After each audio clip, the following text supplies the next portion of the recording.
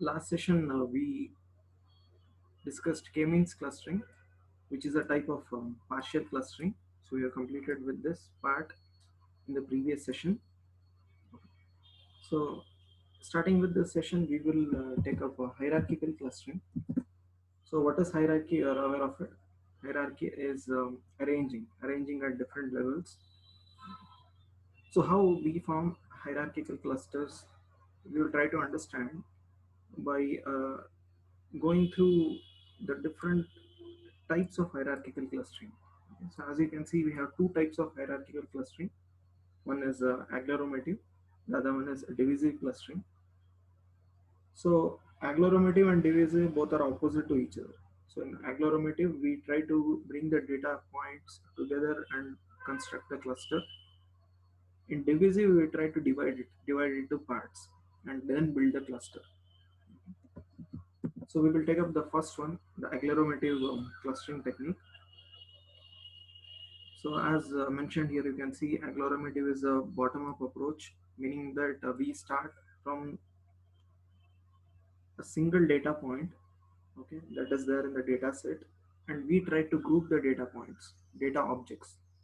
To put it in other words, if there are some 20 or 25 data objects, okay, so we take up each data object at a time, and we try to group it based on the similarity, and we try to create clusters. And at the further level, we even try to group the clusters into high level clusters. Okay, so we move from low level, which is a single data object, to the topmost level, which is a larger cluster. Okay. Anyhow, you will understand the details when we go into specific examples like agglomerative clustering. Okay.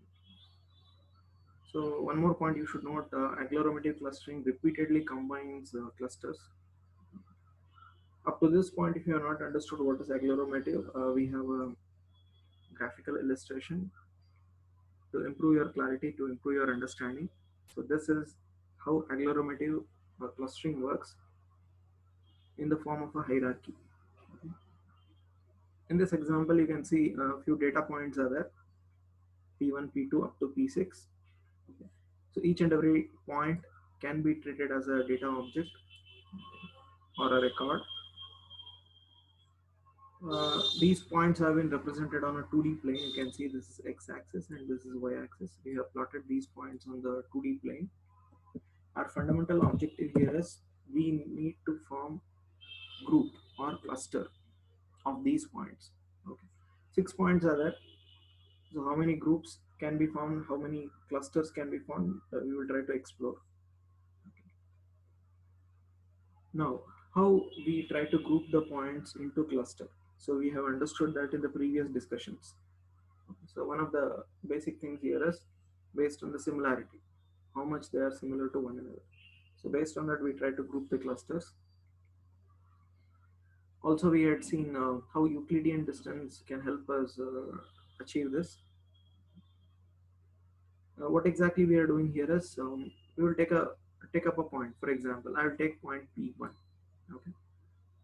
Now this one single point P1 will be treated as one cluster, one single cluster. So that is why you can see a circle around this point, meaning that this is one single cluster. Okay.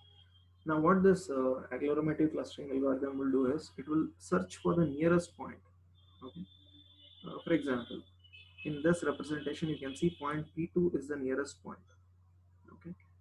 Even also point P2 will be treated as one single cluster. So now we have two clusters. P1 is the first cluster, P2 is the second cluster. Okay. What this agglomerative clustering will do? So as you can see, the two smaller clusters, P1 and P2, will be grouped into a larger cluster. Okay. So that is what we saw in the previous explanation. We saw agglomerative clustering, okay, is repeatedly combining two nearest clusters. We also saw it's a bottom-up approach. What is the bottom-up approach here? Considering the minute point in individual single data object. Okay, so going from the bottom to the top. Okay, so that is what is meant by bottom-up approach here. Okay. And also we saw it as repeatedly combining. We'll see how it works in iteratively to repeatedly combine the data points into clusters and smaller clusters combined into larger cluster. We will see that. In the next instance, the agglomerative clustering algorithm will take point maybe P5. So point P5 will be taken. Now, which is the nearest point to P5? So once again, please make a note here. The ruler and scale will not be used to measure the distance. It is the Euclidean distance, meaning that how much point P5 is similar, okay, to another point. So that will be taken into consideration. So in this case, you can see P5, P6 obviously will be very much similar because they are near to each other. Near to each other means their characteristics, their attributes will be same, almost similar. Okay. So the agglomerative clustering algorithm has grouped these 2 points, P5 and P6, into one smaller cluster. The same has occurred for the next one. You can see the agglomerative clustering algorithm has taken the point P3. Okay, it has treated it as one small cluster. Then it has considered the nearest point or the nearest smallest cluster, that is P4. And the agglomerative clustering algorithm has combined P3 and P4, meaning that it has combined two smaller clusters into a larger cluster. Okay. Now the algorithm will not stop at this point. It is iterative, as I already told. Also, you saw the point above. It keeps on iteratively combining smaller clusters into larger clusters. Now the algorithm will continue. So P5, P6, this is one cluster. Okay, so this is one single cluster. I'll call it as C1 for your reference. Okay, so P3, P4 is one more cluster. I'll call it as C2. Okay, this I'll call it as C3. P1, P2, I'll call it as C3. Okay, so totally we have three medium-sized clusters. Okay, we'll consider like that. The smallest clusters, that is P1, P2, P3, P4, so it has been grouped at the next level. Okay, and medium-sized clusters have been generated. Okay. Now the algorithm will continue further and try to group these medium-sized clusters into larger cluster.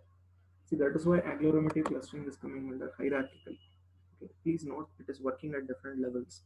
In each and every level, it is combining the smaller clusters and trying to build larger clusters. Okay. So in this example, you can see I have three clusters: C1, C2, C3. So what this algorithm will do? Of the three clusters, it will try to search two clusters which are very near to each other. Okay. So you can see out of the cluster C1, C2, C3, C1 and C2 are comparatively near to each other. Okay. Once again, please remember near here means similarity. Data objects in C1 is having similar attributes and characteristics compared to data objects in C2.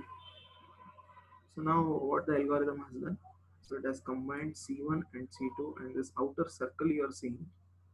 Okay, so this circle that I am specifically indicating is combination of C1 and C2. The two smaller clusters have been grouped. Okay. So now after this stage,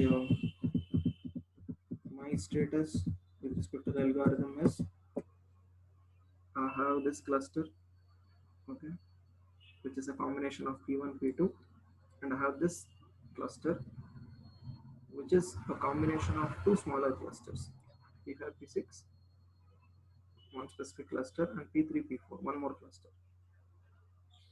Now, finally, we are left with two clusters. Finally, what this algorithm will do is these two clusters will also be combined into a larger cluster. You can see it has been made as one single cluster. So this will be the stopping point of the algorithm. So what exactly we are done here?